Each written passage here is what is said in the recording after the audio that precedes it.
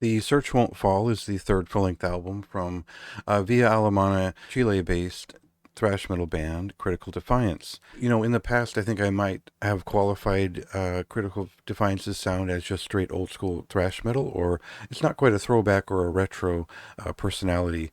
And now with this record, it feels like the band have sort of come full circle back to their first record, Misconception, in a way where they brought in some of the longer and more involved pieces that were sort of Bay Area thrash metal influenced, and then worked in some elements of extreme metal influence, as well as some of the punkish, faster kind of crossover style songs that were on the second album. This album does feel like it's taking stock, it's searching for an identity, and it finds an exciting thrash metal record in the process. It does feel like a search for the self. It does, that is kind of the main subject here, not only based on the title, but it does feel like they're looking for their own essence, and they say as much when describing the album. And we'll cut into a song here to get a sense of how some of the more structured pieces on the album play out.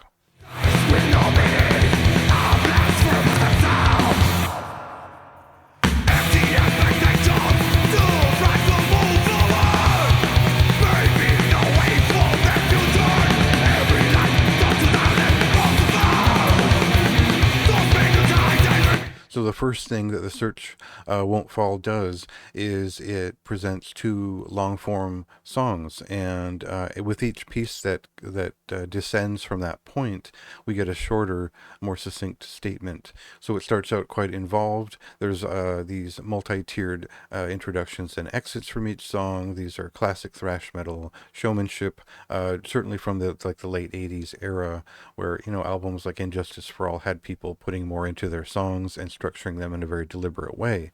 So in that sense, that doesn't stop them from sounding like a Teutonic or German thrash metal band, and that means that these comparisons to Creator and all that won't necessarily ease with the release of this album. But if you remember how different No Life Forms was from Misconception, I think you're getting a little bit of both records as the song lengths to begin to descend, and the motifs and just the melodies from each song become truncated, and we get down to like 2 or 3 minute songs to the middle of the album. For me, I found myself kind of zoning out as the shorter songs played out, because they weren't as impactful as the more involved songs. This is coming off of records like in Coulter's record back in December, which was all pretty much deliberately arranged pieces that were full of different riffs and song types, and this record is much more shotgunned in a lot of different ways. So we get more speed metal here as the album progresses. We get more than just pure thrash metal. We get some black metal influences in some of the drumming, and some of the vocals are very gruff and aggressive. So we feel the band is in kind of a transitional point here, while they're also kind of accumulating a lot of what they've learned along the way. I got the sense that the band was back, and then by the middle of the album I was like, well, I'm not sure where they're going with it. And it really takes a full ride through the whole record and pushing through to the end to see how it all plays out. And it's really crucial that you break through side B and just kind of let it happen, because the end of the album is as dramatic and impressive as the beginning of it.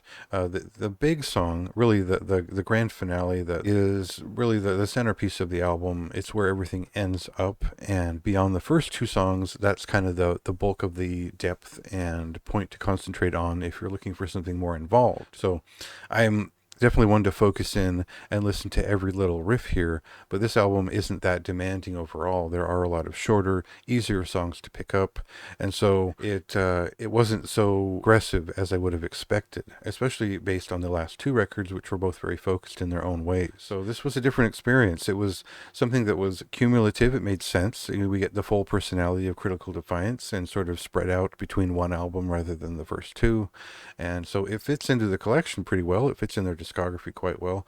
It doesn't necessarily feel like something new so much as something built from their old parts.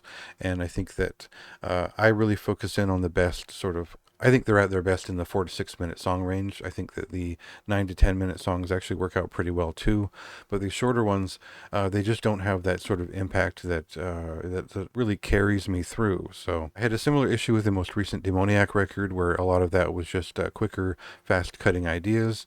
And for me, I think the more involved a thrash metal song gets with its riffs, the more I come back to it, the more it lasts, and that's my own preference. You might like these faster, easier cuts, and you might like the quick and lead-filled style of the band. Now, that doesn't really lower my recommendation of it. This is still a high recommendation, verging on a very high recommendation.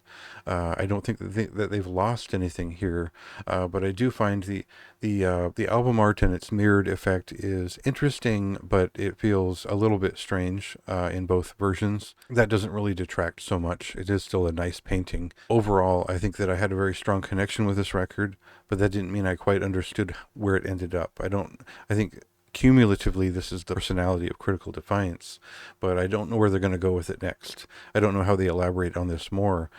So it'll be interesting to see what they do next, especially because they've had kind of some lineup changes with each record. For me, again, that's a high recommendation. If you listen to thrash metal, this is an essential release for the month and the year as at that. This is not a band to be missed if you're a fan of classic thrash metal and modern Chilean metal in general. Pick that up if that's to your taste. Listen to the record. It's been out, or it comes out on the 22nd, this Friday, and read my review for more of my thoughts in depth.